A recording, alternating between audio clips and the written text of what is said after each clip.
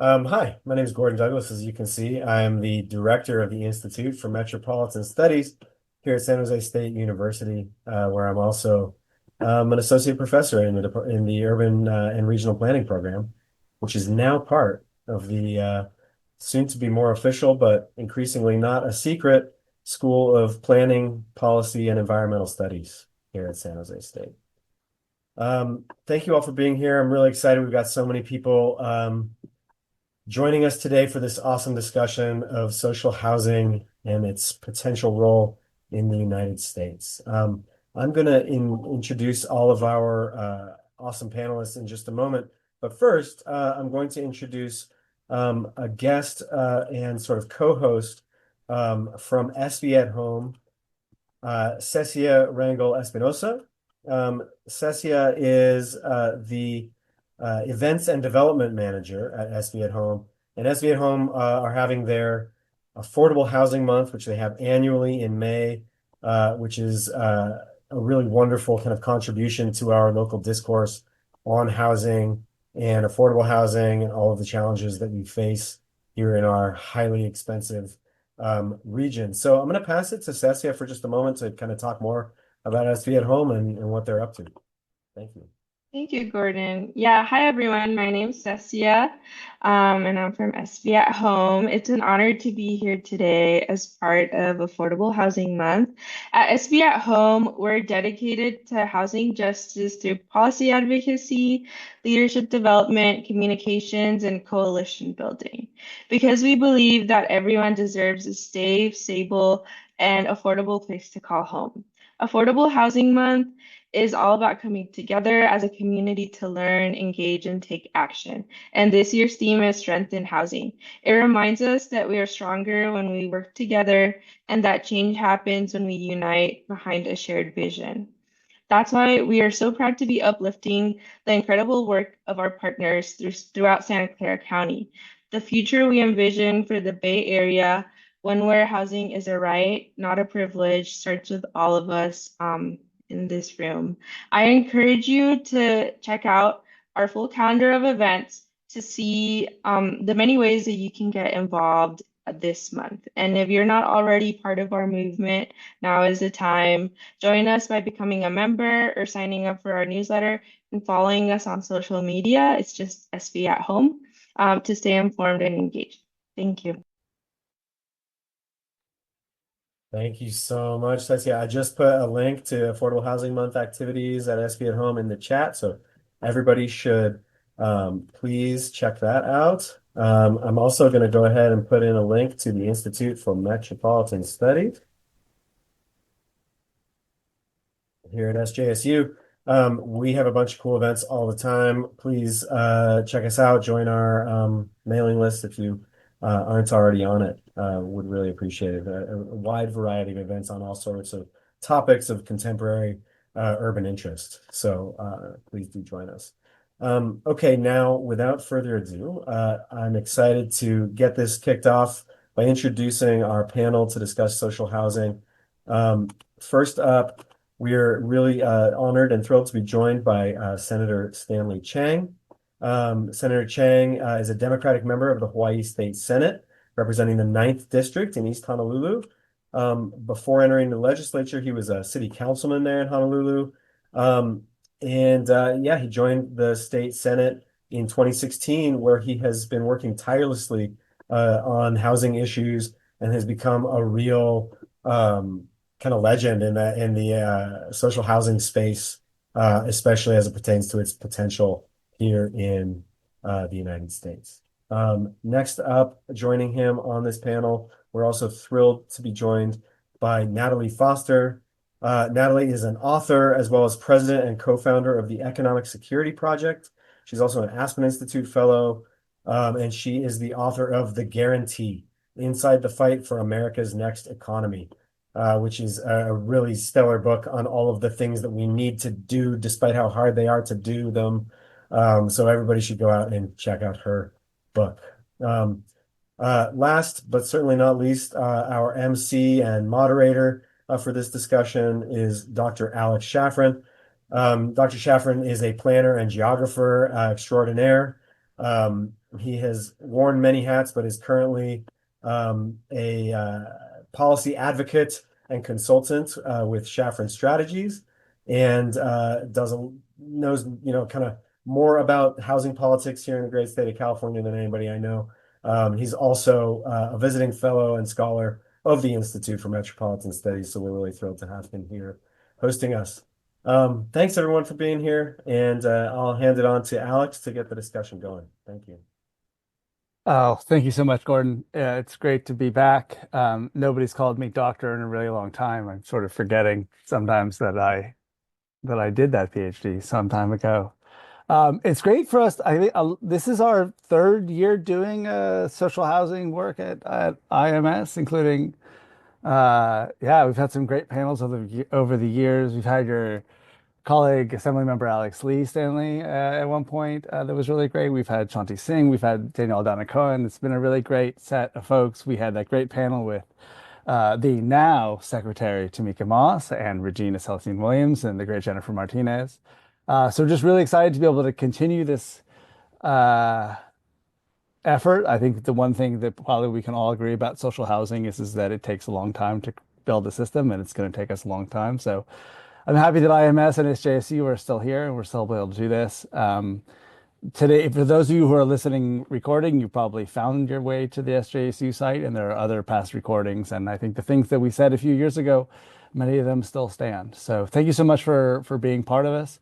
And thank you to everybody who's attending. I'm seeing some really great people. Ruby Bilaria Schifrin, I see you on their chat. Snow Zhu from the city of Berkeley, I see you there. I see folks from HCD who are here listening in, including some people who are involved in helping to write the SB 555 plan for the state of California on social housing. So it's just really great. We know that you have a lot of choices, more choices than ever at Affordable Housing Month. And probably some of you, like me, will be rushing out after this to go to Affordable Housing Month events. So just really honored to have all of you here listening for a conversation that Natalie and I have been dreaming about or talking about, and now with Gordon, it's been a while that we've been talking about doing this. So I'm really, really excited to do this. Just as a lay of the land for today, we're going to start by kind of getting in with Senator Chang to really understand what he has been doing in Hawaii over a number of years, really establishing, I think, both himself and the people of the great state of Hawaii as true leaders in this space in the United States.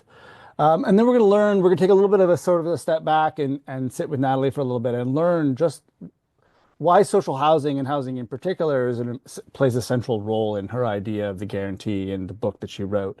And then we're going to get into some of the questions. So if after each of, I will do my best to sort of, if audience members have questions for either the senator or for Natalie during the parts where they're kind of presenting a little bit of their thoughts, please put them in there. We'll do our best to sort of wedge in a couple of your questions then. And then we're going to kind of get into a broader discussion that's really going to be focused on two things. One is sort of social housing is in a large part a way that we kind of draw inspiration from other places. So we're going to talk about where people are drawing inspiration from. And then we're also going to talk about the current situation here in the United States of America. Social housing is an improvement on the system that we have, a system which was being rapidly destroyed seemingly on a day-to-day basis. And so what does that mean to talk about social housing in the current administration, in the current situation that we're facing?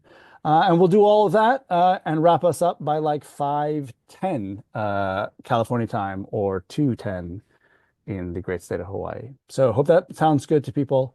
So Senator Chang, welcome so much. Welcome to SJC. Welcome to San Jose virtually and to the great and Golden State. I'm so excited to have you. I think I was telling you earlier, if you've not subscribed, if you're a housing nerd and you have not subscribed to Senator Chang's housing newsletter, as somebody who publishes a Substack, his newsletter is definitely the best source of links, articles across the political spectrum, good ideas, bad ideas, brilliant ideas, curious ideas.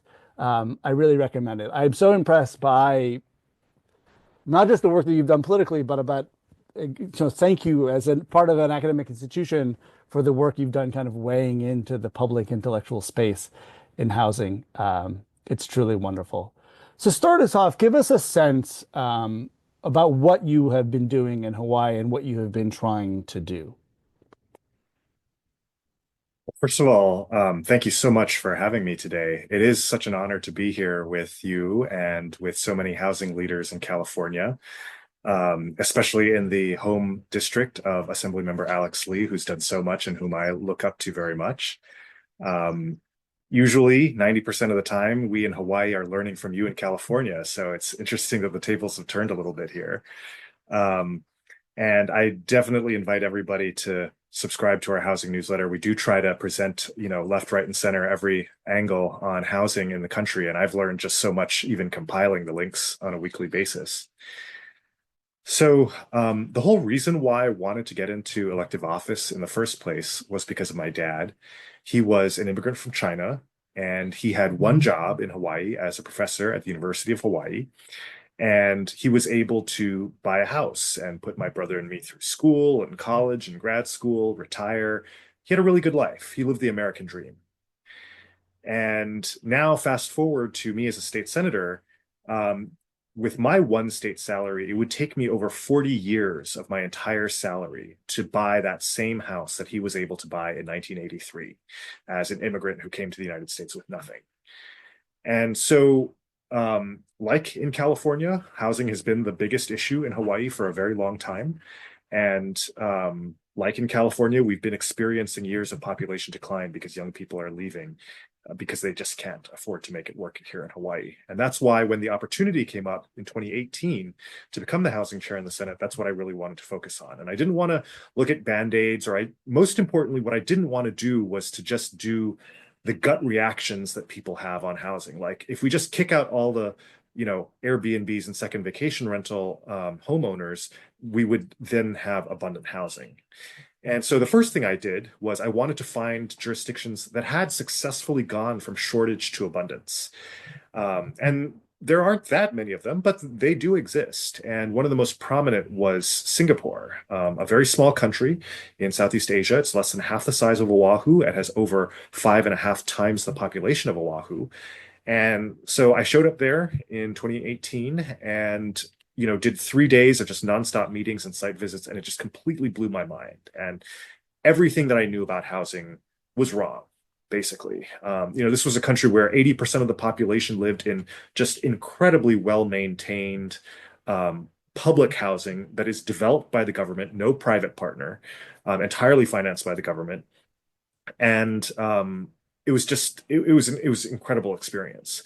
I also had the opportunity to visit Vienna, Austria, another place that went from a very severe shortage to abundance of housing, and they did things a little bit differently. They use private partners, private developers, for-profit developers, in fact, building their housing, and it's for rent instead of for sale, like Singapore. But I noticed a couple of key ingredients in Vienna and Singapore.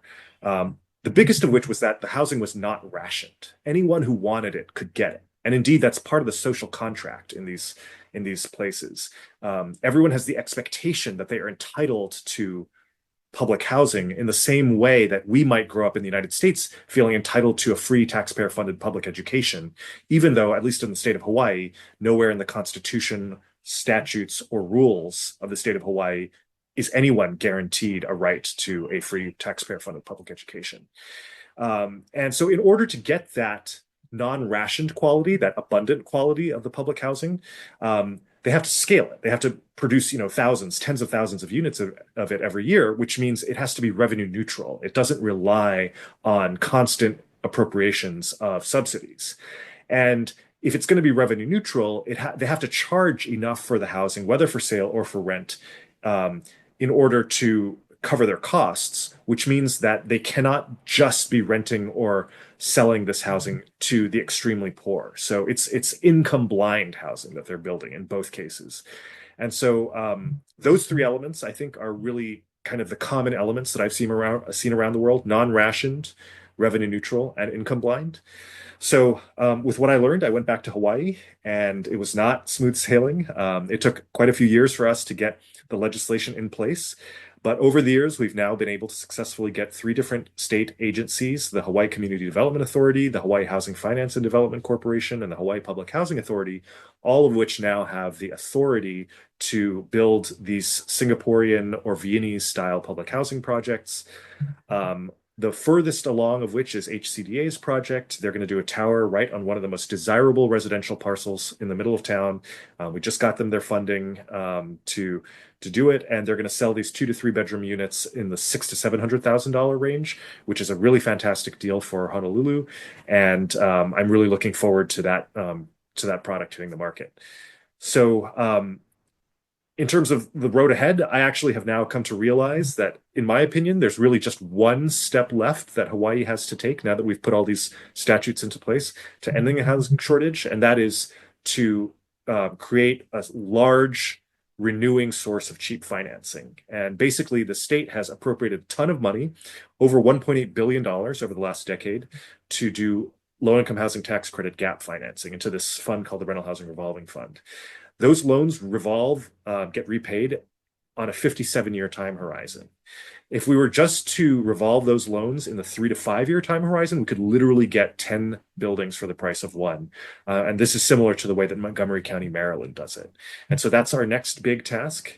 And if we do that, I think we can double, triple the amount of housing being built in Hawaii. I think that would truly move the needle so that everyone would notice that the housing situation had become abundant. And the final point that I just want to make is that one thing that I've learned, looking at all these different models around the world, the biggest picture is this new model of government. I don't know what to call it, maybe the New Deal or public enterprise, public option. Dirigism is a French word that I think really accurately describes it. I know recently there was a book that described this approach as Hamiltonian as opposed to Jeffersonian. But whatever you want to call it, it's the idea of empowering government to solve problems like housing. And the public sector has some unique advantages. We have a large land portfolio, huge financing capacity. We're also able to sell housing, not to just the highest bidder, but to a middle class target demographic, unlike the private sector. And most importantly, this is how we've always gotten our big projects done in the past. And so just to close, we often may think of the post-war era as maybe the golden age for housing in the United States, when, suburban developments were growing up, were being built all over the country, when housing was cheap, when the returning, World War II veterans were able to raise their kids in these inexpensive new tract homes. And I just want to push back on that a little bit, because there really was not a lot of laissez-faire there. Let me retell you the story in a slightly different way. What happened was Uncle Sam forcibly drafted millions of young men from across the country, paid them really good salaries for the time, certainly a lot more money than they would have made, on their hog farm in Louisiana or wherever they were growing up. Paid all of their expenses while they were in the service. No rent, no food, no clothing. All of that was paid for by Uncle Sam. So as a result, these young men coming back from the war have thousands of dollars, just cash in their pockets. Congress passes the GI Bill to give them zero down mortgages, and the Federal Reserve keeps interest rates low for the whole country because they don't want to bankrupt the federal government in its servicing its huge World War II debt. The government also, Uncle Sam also pays for the interstate highway system, which was built for military reasons to move goods around the country and also to land airplanes on in time of war. That became the backbone of the transportation network that funded, that enabled the suburban developments that were the linchpin, the pillar of the post-war housing boom. And all that military procurement during the war greatly increased the factory production capacity of the United States, much of which was then turned to building materials and construction materials, doorknobs, windowsills, what have you.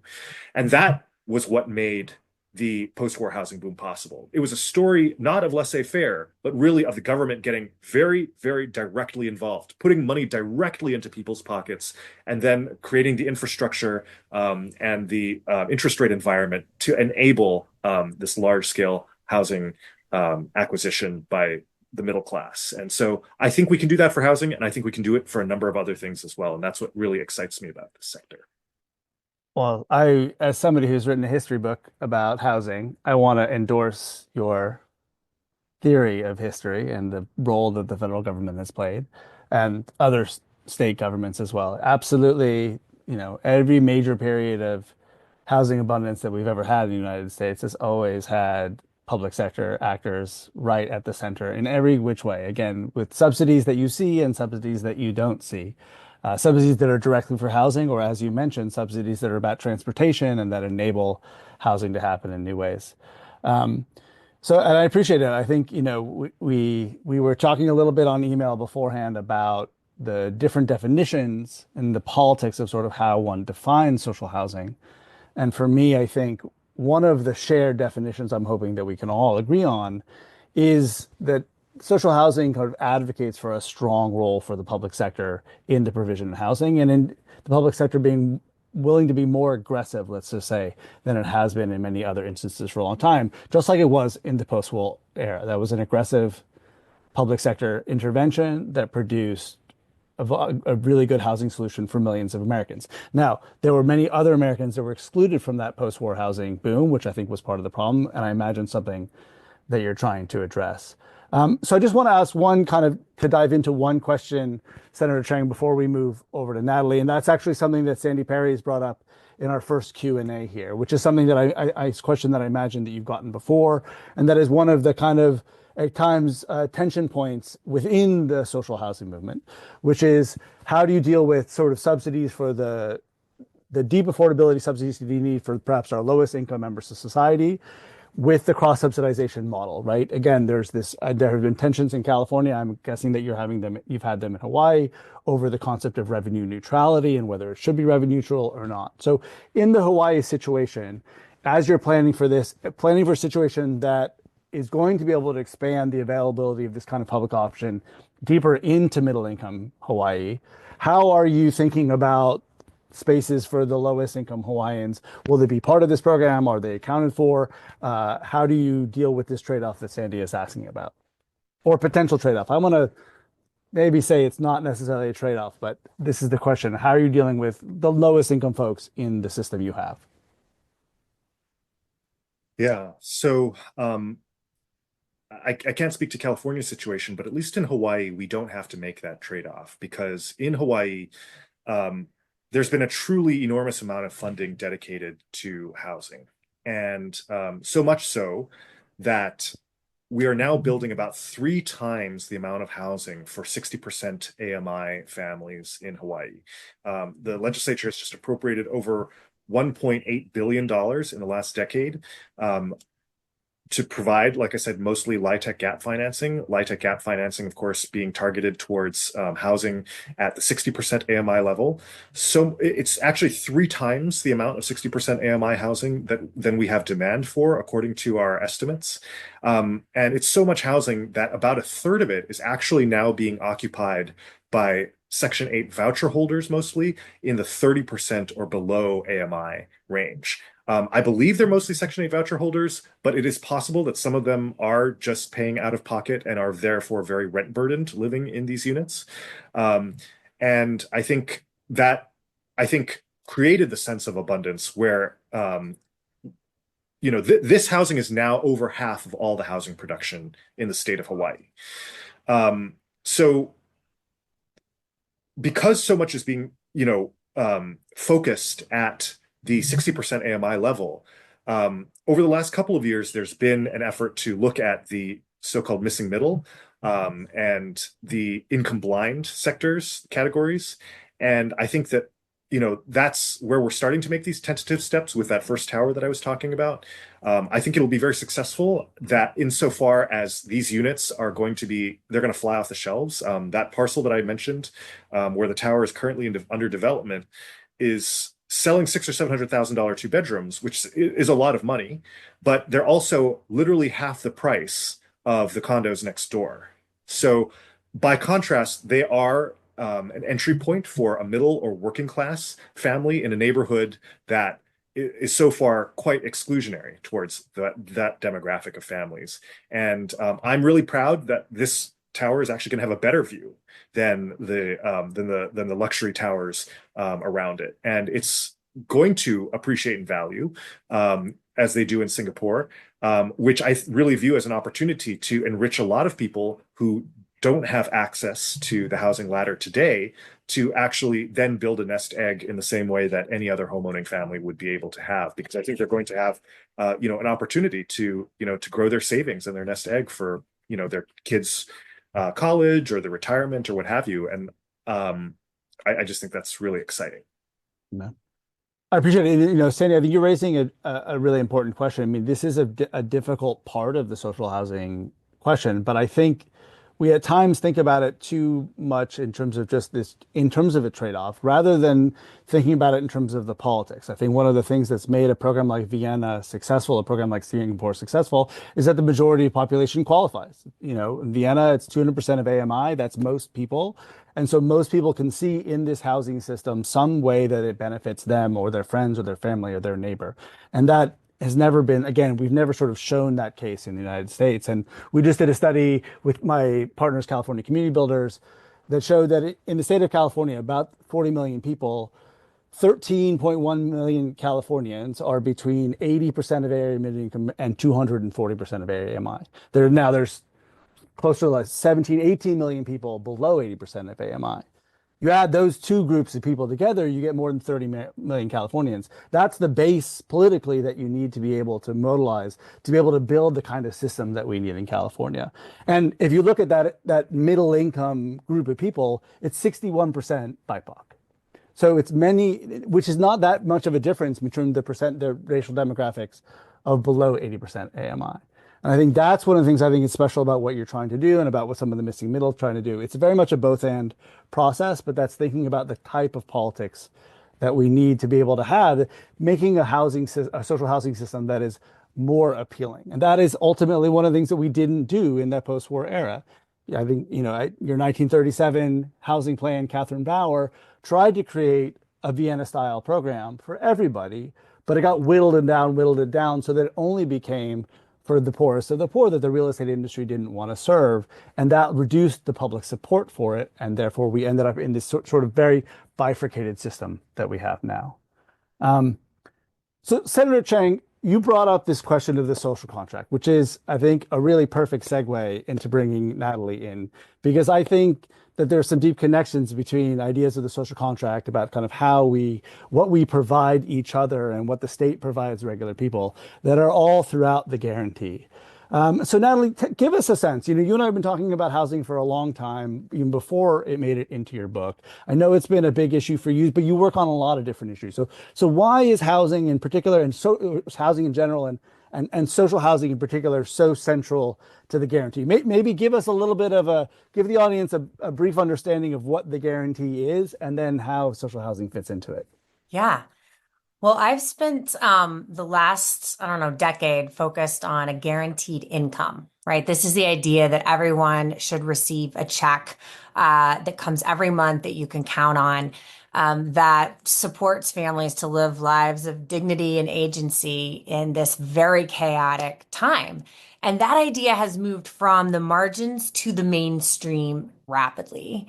And I put my head up a few years ago and realized it wasn't just the guarantee of income that was moving forward at a rapid clip. It was the guarantee of housing, thanks to people like Senator Chang, the guarantee of healthcare, the guarantee of higher education, of family care, of a good job to have, and the guarantee of an inheritance. This is the idea of a baby bond, that every child should have a nest egg that they can access when they turn 18, that several states are doing. And I realized all around us, these guarantees are moving forward, and put together, you start to see a North Star for what the American economy could look like here in the richest nation on earth, in the richest moment in history, that we could orient our economy to center people, right? Regardless of race, religion, or zip code, that there'd be a floor, not a ceiling, but a floor through which no one could fall. And that I had been raised to understand, one, that the economy was like the weather, something that just happens to us, and we have to, get bigger umbrellas to weather it, as opposed to a set of choices that we make every step of the way. And that two, the ideas like the one we're discussing today weren't compatible with the American system. They weren't possible under American capitalism. And I wrote the book that I needed to read, The Guarantee, to recognize that actually that is not true, that it is possible to do these things in the United States. And in fact, if you look to places like Hawaii and Montgomery County, Maryland, and Washington State when it comes to family care, and Stockton, California when it comes to guaranteed income, that we're in fact doing it. And it is the way we're going to have to evolve in the age of AI and in the age of climate chaos, that there needs to be a floor to support families. And so my colleague, Chris Hughes, just came out with a book this week naming another phrase for you, Senator Chang. He calls it market crafters. And he writes about public policy officials who have always been about crafting markets so that they are competitive and fair. Right? The government's job is to set the rules of the road, and then private industry can do its thing. But the government has a role. And in housing for so long, we didn't have that view. But in fact, we need to be market crafting if we are going to get ourselves out of the housing crisis in which we're in. So the research I did led me to folks like Senator Chang, and I've been watching what he's doing in Hawaii. I'm excited to be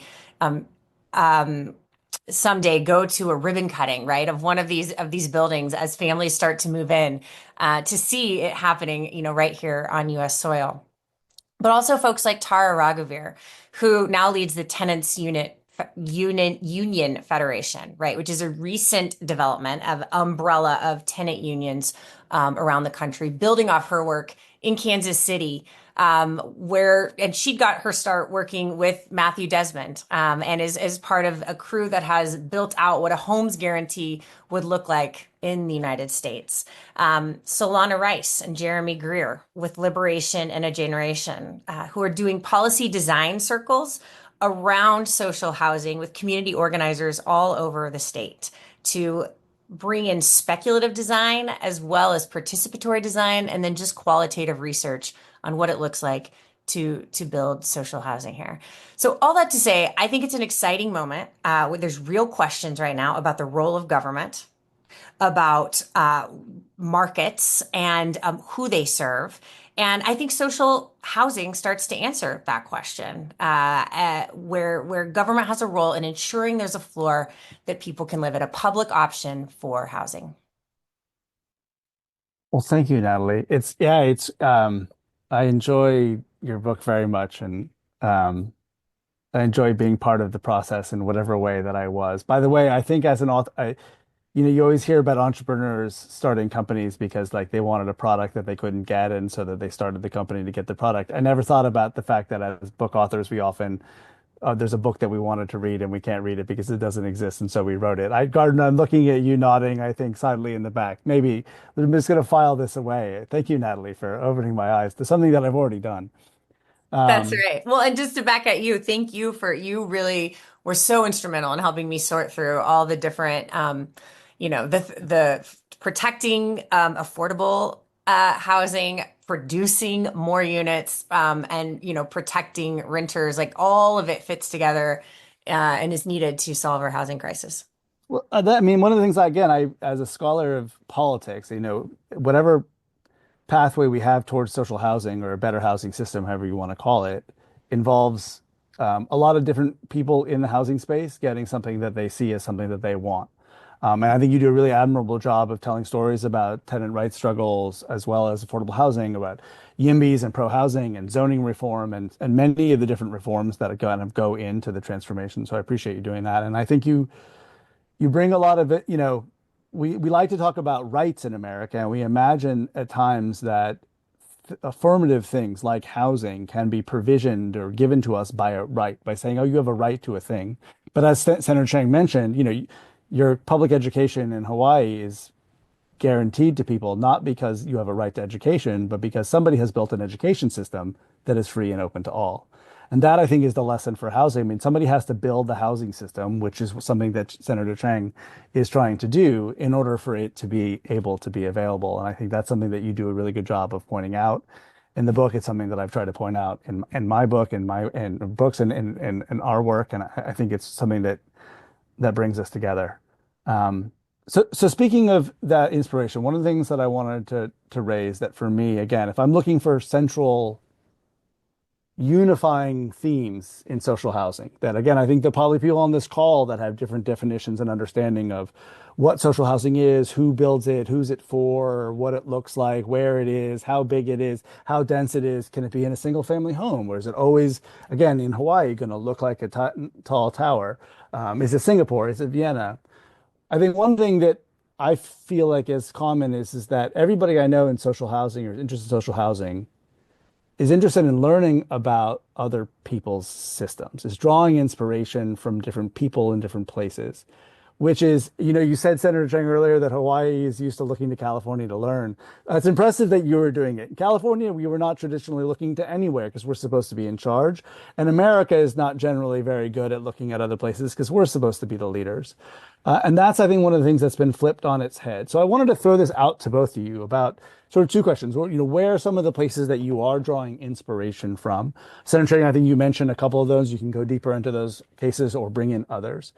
And the other thing that I wanted to raise, and in particular, and Natalie, for you, maybe more in the policy and advocacy circles, and Senator Chang in the kind of, policy battles that you have in the Senate, what is it like to try to get colleagues and allies to do this, to come on this learning journey with you, and to be open to, hey, look, they're doing that in Singapore, they're doing it, or especially in foreign countries, they're doing it in other places. This can work here. Like, is that message landing to people? Are they willing and able to kind of walk down this path of learning from elsewhere? Maybe Senator Chang, we start with you, and then we can go to Natalie. Yeah, well, this whole journey started with me wanting to see what a healthy, thriving housing system looked like, because at least in Hawaii and California, we hadn't seen that in a long time. And, you know, Singapore is not the only one. Vienna, they're just very prominent. And there are also examples on the free market side of the spectrum, like Houston. With respect to Hawaii, quickly ruled out Houston because Houston builds new housing primarily through sprawl, and the greater Houston metro area is now the same size as the state of Massachusetts. And I just knew that that was a political non-starter in Hawaii.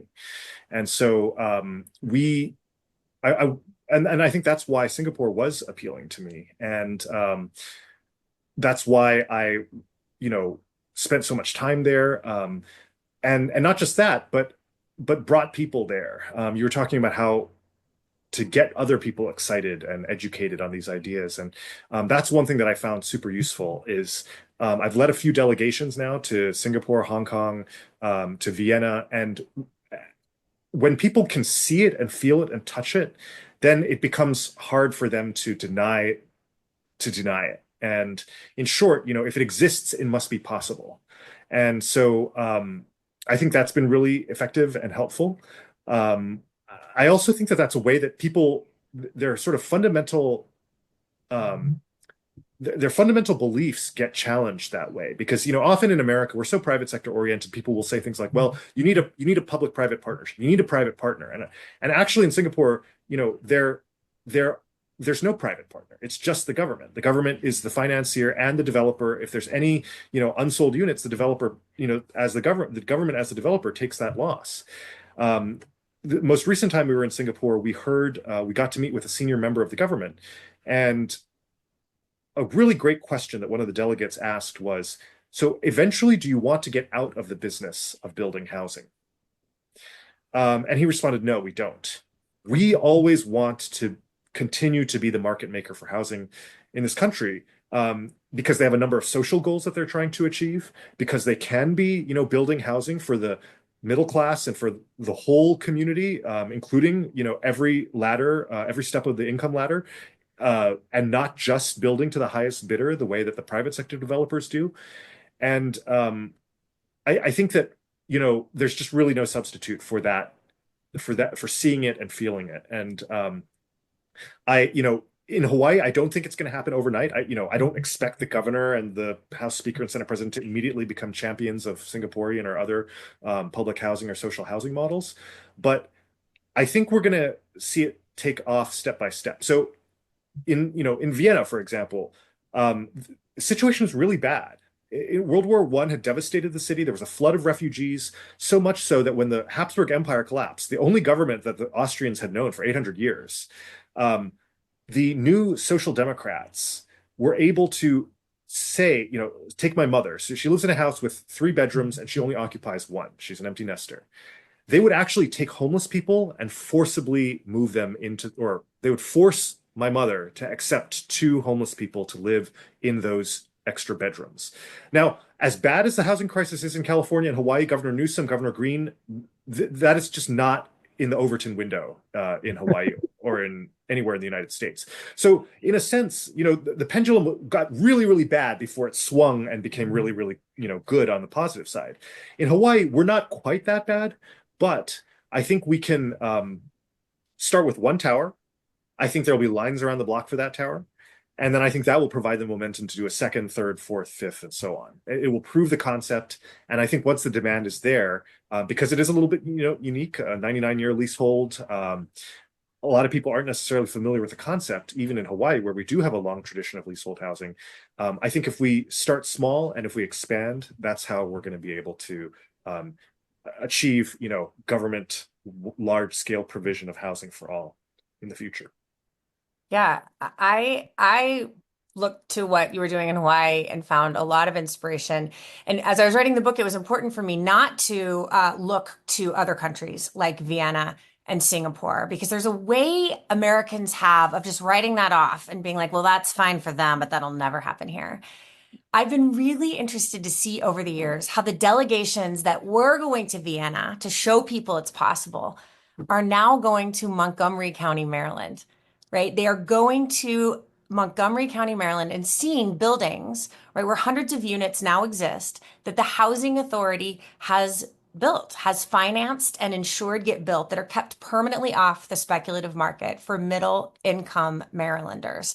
This next building that's about to break ground is going to be a carbon neutral building, putting hundreds more units on the market that will be right on a transit line, and is one of the first carbon neutral buildings, I guess, in the state.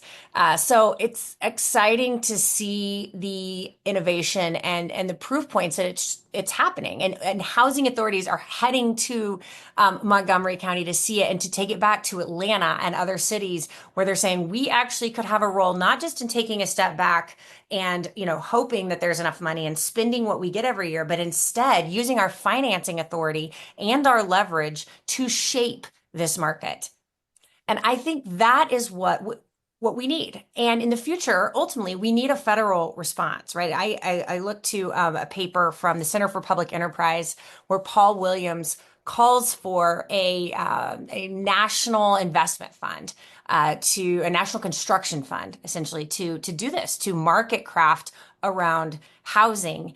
And I think that's possible because of what Senator Chang is doing in Hawaii, because of what the Montgomery County, Maryland Housing Authority is doing in Montgomery County.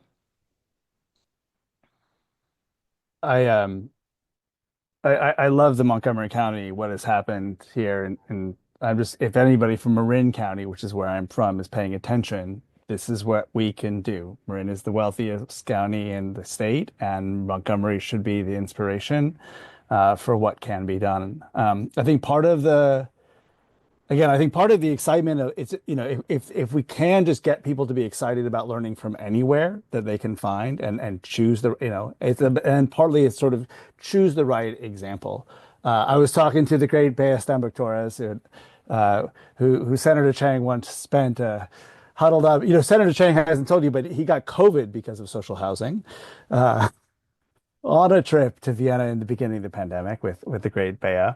And she was telling me about how recent delegation, or I don't know how recent, but delegation she had from Chicago to Vienna, and just how, it's a bunch of union folks from Chicago. And for them, it just, Vienna, everything just made sense in a way that maybe to some other delegations, not quite. I love that you all in Hawaii are drawing that inspiration from Singapore. I think there's also great examples, like you said, Hong Kong and Taiwan, many places in Asia have amazing examples, and others want something more local. For me, it's Mitchell Lama. I'm an old New York City tenant organizer, and partly New York City had a system between NYCHA and Mitchell Lama. We had a two-part system that actually in New York City did a lot of really good. Again, we added in some strong rent control and market rate housing. Like there were periods of time where New York had, through its existing system, something akin to the multifaceted types of systems that you get in a sophisticated city. And sadly, again, certain programs were ended, other programs have been chipped away, other programs have been limited,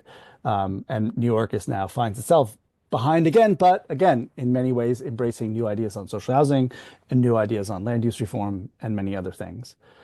So I want to make, this is the time where we're going to pivot into this sort of question of politics. And I had posed this to both of you in the email that I want to talk about, which is sort of how do you talk about social housing now? It's very clear that the current administration in Washington isn't just trying to undo all of the sort of post-war civil rights era housing programs. They're now reaching back into the New Deal, and they're slowly but surely kind of trying to take us back to the 1920s or the 1880s or some period of time. So I'm curious kind of how you think about your work in this time with the current context. You know, we were, you know, in many ways in social housing, again, momentum, we've been gaining momentum slowly but surely. Is it just a matter of kind of continuing to build out the momentum? Are there any pivots that you think that are necessary, whether in terms of what we're doing or how we're talking about it? And if I could add in just sort of one question so that we can address a comment in the chat. Josh asked a question, which is, you know, coming from a slightly sort of public sector skeptical place, he wonders, does it make sense, especially in the current moment, to focus, let's say, on the more grassroots, the community land trust, the sort of private sector, nonprofit sector, community-based versions of social housing, as opposed to use his words, the more top-down public solution, which is something, again, whether you define it that way in Hawaii. So this is the question, sort of, given the current moment for the two of you, where do you think that we need to go? Natalie, do you want to take a crack at this first since you're off mute, and then we'll toss it over to Senator Chang? Sure. I'll be quick because I'm anxious to hear what the senator has to say on this. But fundamentally, you know, we're in a period of great chaos, and there is so much, as you said, Alex, cutting, slashing, bulldozing happening at the federal level. And I think it's important to name that at some point, there will be a moment to build again. And so the question for those of us who believe that the government has a role in ensuring society functions and who believe in democracy, that when that time comes to build again, the question will be, what do we build? And for the last 50 years, we've had a system where we just left housing entirely to the private market. And we have an opportunity now. There's a big discussion around state capacity, right? And this the questions of what does it take to build an abundant future, which is a word we've been using today on this webinar. And one of the answers is a effective state that can say, this is the outcomes I want to see. Go do it. If we want to manufacture chips here in the United States, we name that. We create tax incentives to do it. And we can craft that market to get us to where we want to be. The same is true for housing. I think we ultimately need an industrial policy for housing. And I would say yes and to the land trusts, to the ownership questions. I think there's a lot of exciting stuff happening around the country on that front. But I also think government has a role in this and should have more of a role than it's had in the past as the crisis accelerates. Yeah, I totally agree with everything that Natalie just said. I think that so if we look at the big picture of federal housing policy over the last century or so, you know, part of the reason why public housing was not able to, part of the reason why Social Security and Medicare, for example, became so popular was because they were income blind. And everyone, no matter how rich or poor, gets Social Security and Medicare, which is why even Republicans have a hard time cutting Social Security and Medicare, because even the very rich benefit from it. And they used to say in Washington that a program for the poor is a poor program, because if you didn't have frankly, the wealthy in support of something, it was a very vulnerable time. And so in the 1937, Federal Housing Act, the Catherine Bauer one that you mentioned, the private sector developers were able to successfully lobby to put in income restrictions to prevent the federal government from competing against the private sector developers. So they actually kneecapped federal housing from day one because they didn't want the federal competition. There was a lot of funding that went into it, especially during the Truman and Johnson administrations. But by the late Johnson administration, there were a lot of cuts to federal public housing. You fast forward now to the Ford administration. The Ford administration creates Section 8 as a way of sapping federal public housing of resources and instead giving those resources to private sector landlords. You have the low-income housing tax credit that comes along, created by Reagan, another Republican president, again, as a way of sapping resources from the federal public housing and giving it to private sector developers. And, while they are the best programs that we have today and that there is a strong bipartisan support for both of them, I think that there are even better programs out there. And one of the things that I learned from Singapore and Hong Kong, so Singapore and Hong Kong, in this context, as champions of public housing, and they don't even call it social housing, they just call it public housing. They from the left, we praise them, but the Heritage Foundation actually ranks the Singaporean and Hong Kong economies as the world's number 1 and 2 freest economies for the last 30 years consecutively. And part of the reason they do that is because they actually have a different vision of government than we have in America. In America, government taxes and then spends. And so on the left, you have people who want high taxes and a lot of spending, a lot of services. And on the right, you have people who want low taxes and very few services and a small government.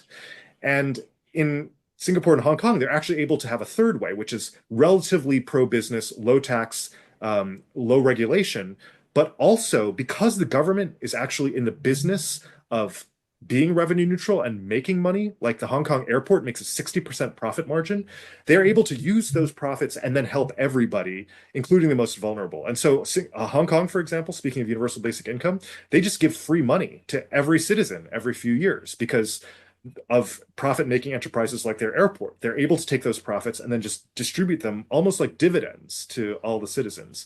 The same thing in Singapore, because their public housing system is actually profitable, they're able to, every few years, they started out with a 10-story walk-up, then they'll say, okay, we'll add an elevator that stops at every 5th floor, at floors 5 and 10.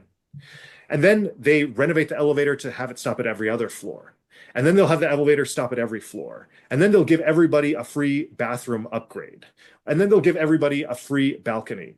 And then they, because, and I think that's so powerful. The idea of government as, having, a sovereign wealth fund, sort of an endowment for the people that can give lots and lots of benefits to the people. I think that's one of the most powerful ideas that I've seen in government. And it really is because the government is able to raise resources without just taxation, it's able to help everybody across society, every rung of the income ladder, and everybody buys into it and everybody thinks it's a fair and positive system. Now, there are problems with these models. These are not, utopia cities, but in terms of developing this idea of government as having other resources than, simple taxation, I think is a really powerful one. I want to pick up really quick on what the senator said when he talked about the economy as being the freest economy, right?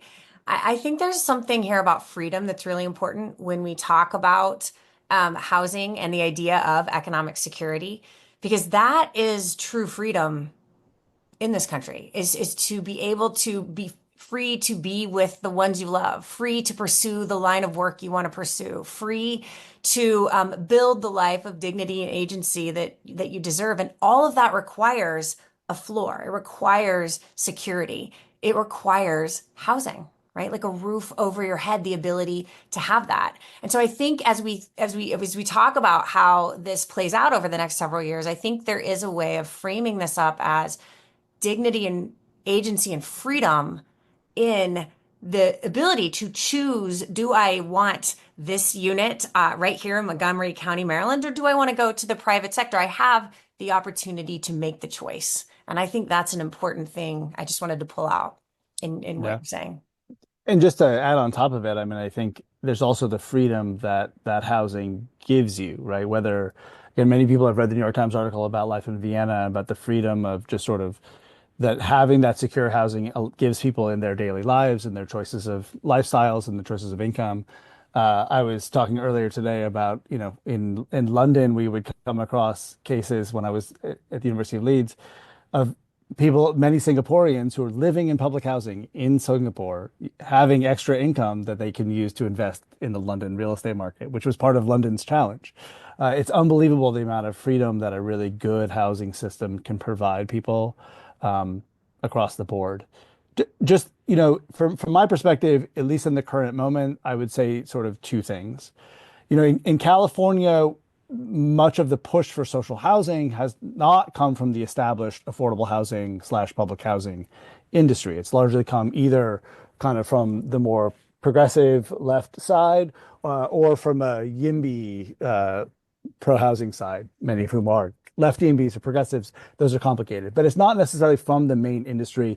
The part that is being attacked by cuts at HUD and FHFA, and you can hop on my podcast or read the news if you want to learn about all the things that are being cut and dismantled every day in Washington. But one thing I would say is that I think when it comes to thinking about social housing, we're going to need both the groups that are inside the current system that is being dismantled and the folks that are outside of the current system that are dreaming of a better system. So if you're outside the current system, I think it is important in this moment, if you want to get to social housing, to defend the system that we have. I think Senator Chang's, if you paid attention closely, to try to build this social housing system, you didn't start from scratch in Hawaii. You started with the existing housing agencies that you had and worked painstakingly over a long period of time to get them to change themselves to adapt to be able to build this, correct? And I think that's going to be really essential. We're not getting to the future by starting our housing system over with all brand new institutions and all brand new authorities and brand new companies. Chances are 80 to 90% of the existing housing industry we have has to come along with us for the ride. And then the same thing is that if you are inside the system that is being dismantled, I do think that the dismantling the system hopefully gives you pause and recognizes, okay, we're going to have to rebuild this. Let's not rebuild it in the way that we had it. Let's actually take that time to get beyond LIHTC, to actually build a system that inspires us. Take that inspiration from Helmi Hisarek, one of the founders of the Vienna trips, right? Who, after 25 years working for the city of LA, is like, my colleagues and I are working harder and accomplishing less, and the situation is getting worse. Is there a place that has done this differently? And the answer is yes. And I think that's going to be really key. And I'm hoping that politically, we can get both of these groups of people inside and outside the system to agree on a kind of Project 2029 type of approach that sees us be able to do that. And in the meantime, locally at state and local levels where we have no choice as things are being pulled back, it's time to step up. Montgomery County, Hawaii, there's so many inspirations that you can take locally, and I think that that's what we'll come up with. We'll have a different discussion on whether we can call it social housing or whether we need a new name. That's for another podcast, unless somebody wants to weigh in. I want to make sure we've only got a few minutes left.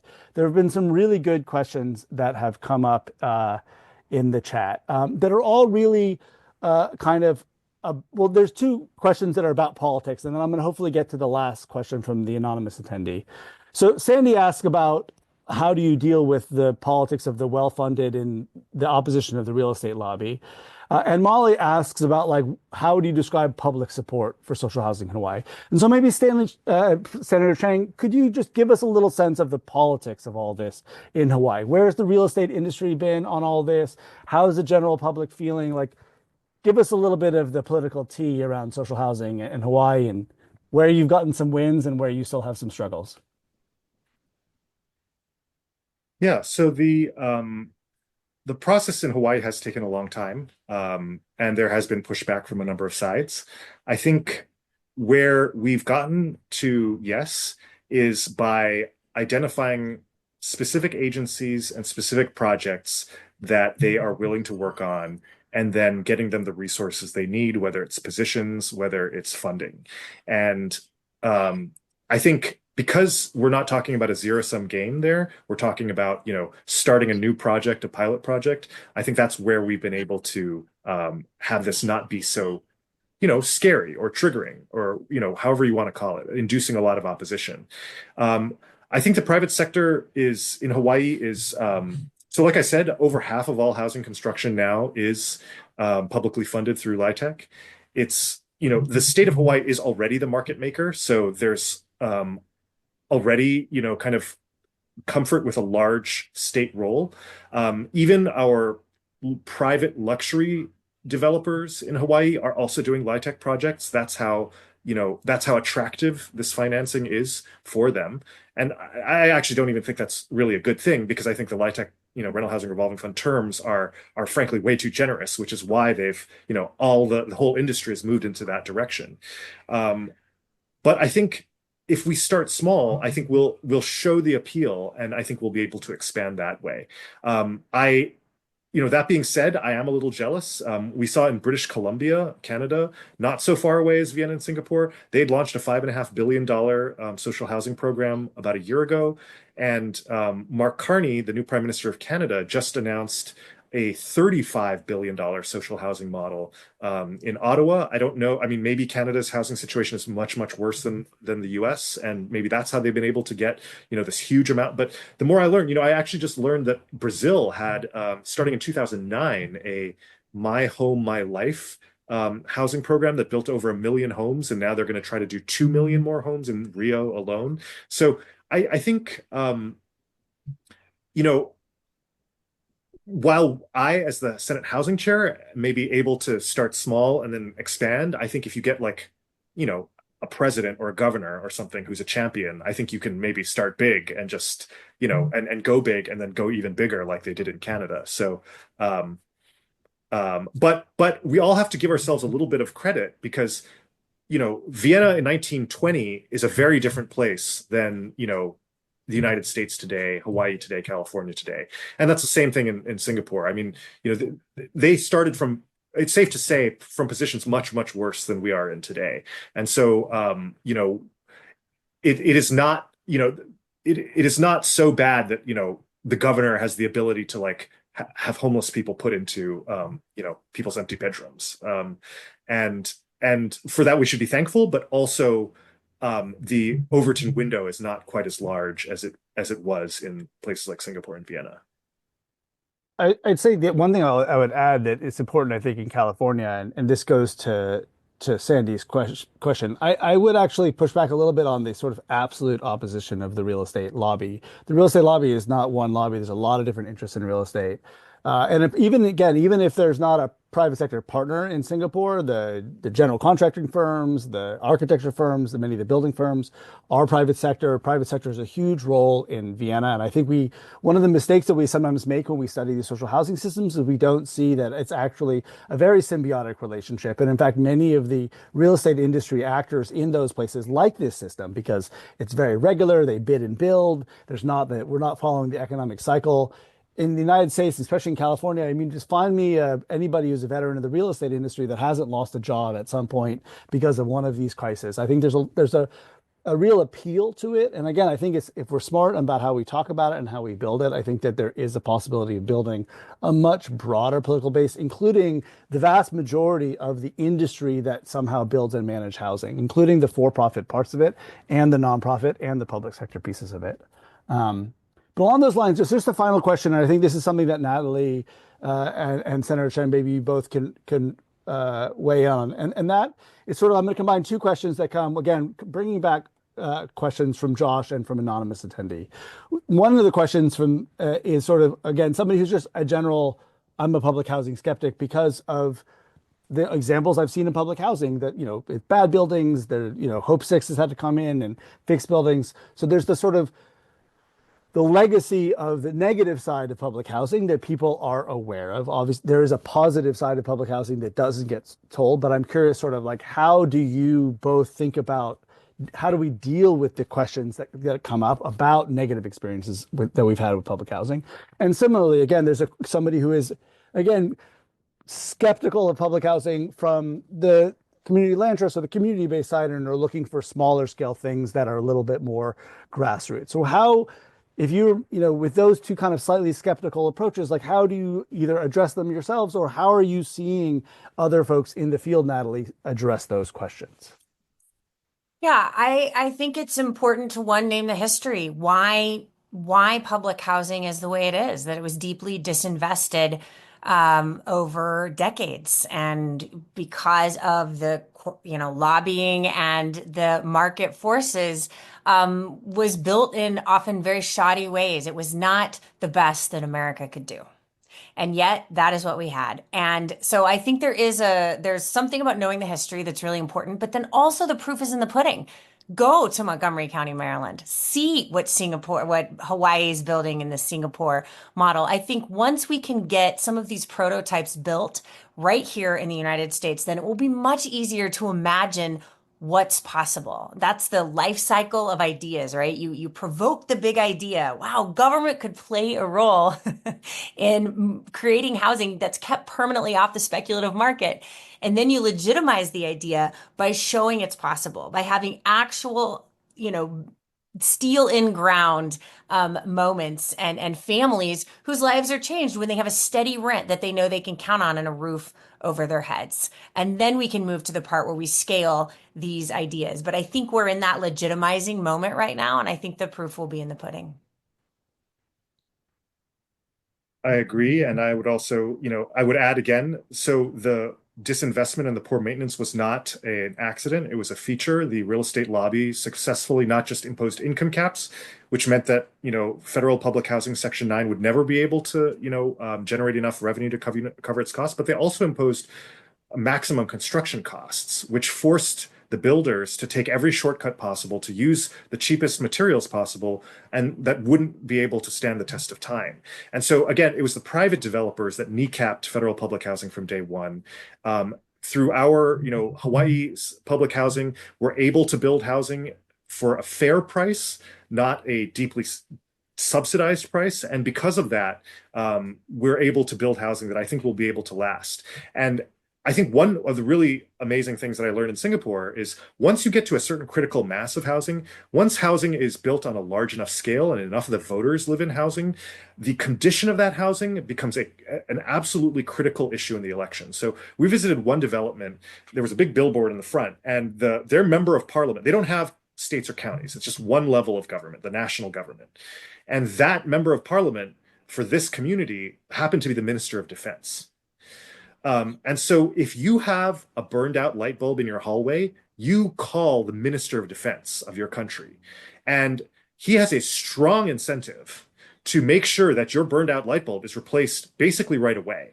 And not only does he have the incentive, he has the resources to do it. Because like I said, Singapore public housing is actually a profit generating institution.